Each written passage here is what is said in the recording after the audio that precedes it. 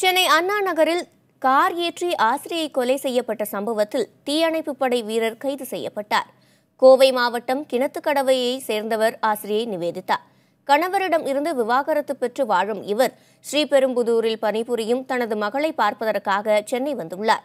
இந்நிலையில் தனது முகநூல் நண்பரான கணபதியுடன் அண்ணாநகர் பகுதியில் நிவேதிதா பேசிக் கொண்டிருந்ததாக தெரிகிறது. அதனை பார்த்து ஆத்திரமடைந்த நிவேதிதாவின் மற்றொரு முகநூல் நண்பரான இளையராஜா ஆசிரியை நிவேதிதா மீது காரை ஏற்றி கொலை செய்ததாக கூறப்படுகிறது. இதனை அடுத்து சம்பவ இடத்திற்கு வந்த காவல்துறையினர் வழக்கு பதிவு செய்ததுடன் இளையராஜாவையும் கைது செய்தனர். இந்த சம்பவத்தில் தொடர்புடைய கணபதி என்பவரிடமும் காவல்துறையினர் தீவிர விசாரணை நடத்தி வருகின்றனர். கைது செய்யப்பட்ட இளையராஜா தீயணைப்பு படையில் பணிபுரிந்து வருகிறார்.